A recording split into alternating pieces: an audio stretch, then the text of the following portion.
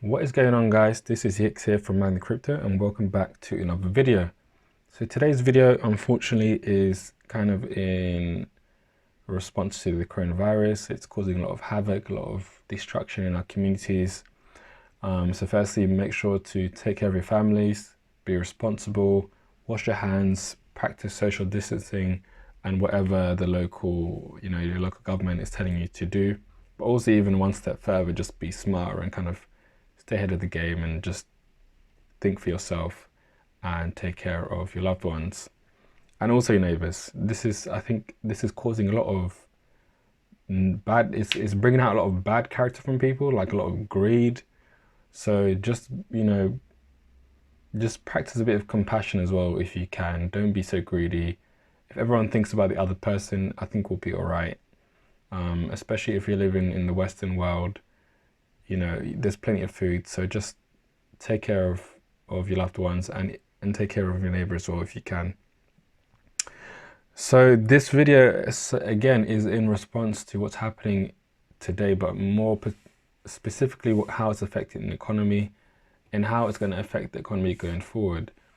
And again, even more specifically, I want to talk about currency, fiat currency, which is an inflationary currency, versus cryptocurrency, which is deflationary.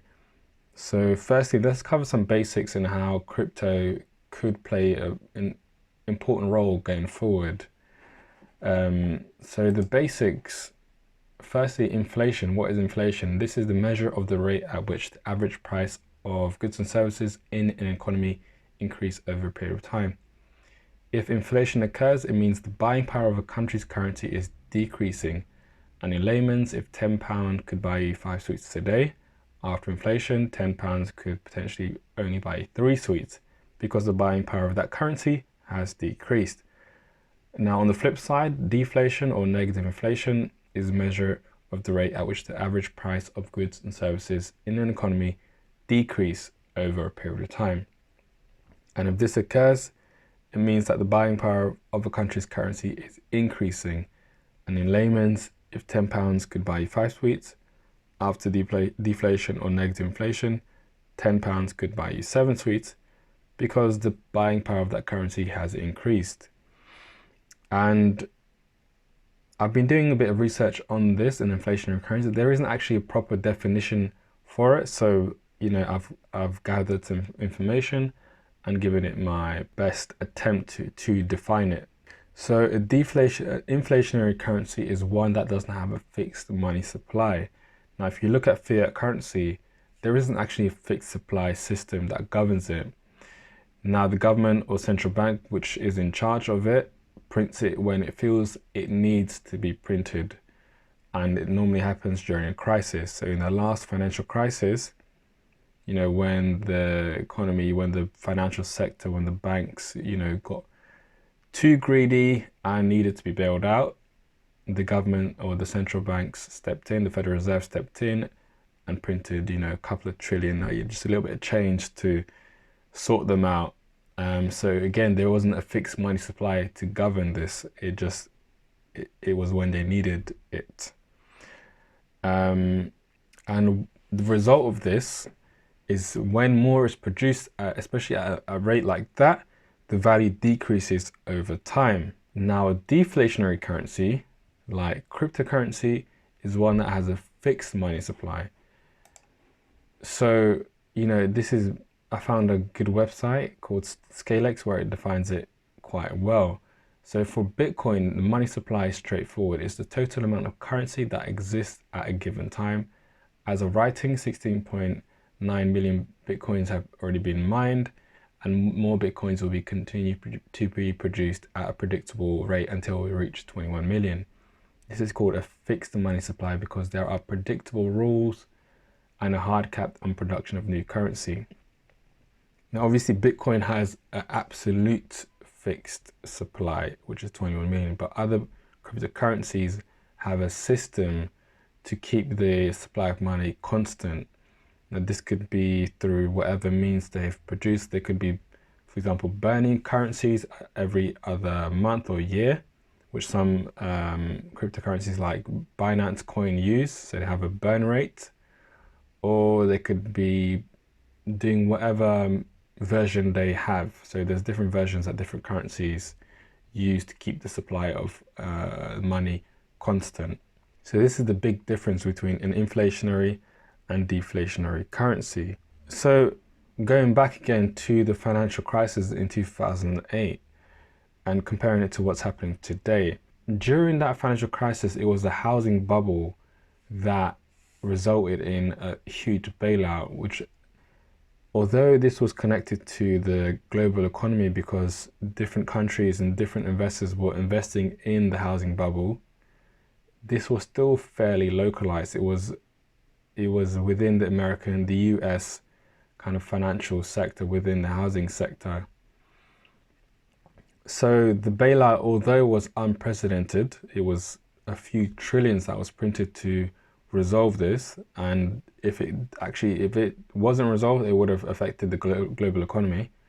However, it still pales in comparison to what's happening today, because right now we are in a complete lockdown and just the beginning of this lockdown. So every industry will be losing customers almost completely.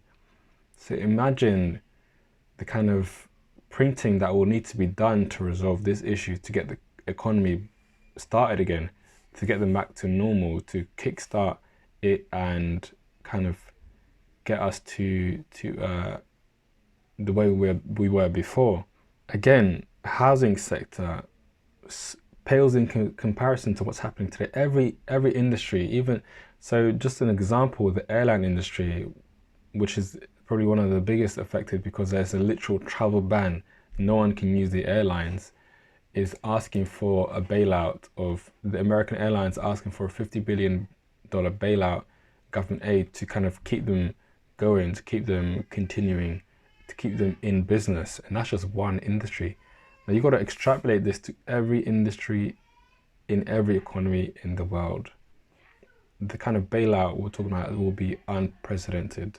So kind of what I was thinking about is, if this actually turns into a huge, gigantic bailout, how much will the fiat currencies be devalued by? Obviously an enormous rate. So if you compare this to crypto, which is a deflationary currency, will people look at crypto and things like Bitcoin thinking, why don't I put my money in this? Or why don't I use this, which actually holds its value? Will people get sick of kind of the fiat currency, which is constantly devalued? People constantly lose their money. You know, are people going to make this connection? Possibly. And that is kind of my question. That's my point. This could be the point at which people make that connection and think, maybe crypto is the way forward. Maybe Bitcoin is the way forward. Maybe XRP is the way forward. Something that I can use, something that holds my value, instead of leaving my money in fiat, where governments and central banks are constantly printing trillions, which, you know, essentially the money becomes worthless. Are we getting to that point where money is becoming worthless? So that is my question. That is what I've been thinking about, and that's why I made this video. Again, this is just one sector that will need a bailout. We're talking about a global economy that will need a bailout. So that's the question I posed to you, and that'll be the end of this video. I hope you got some value from that and it's got you thinking. If you haven't already done so, please subscribe and leave a like. I would really appreciate that. And I hope you are safe. Again, take care of your families. Try to practice compassion and take care of yourself. Peace out.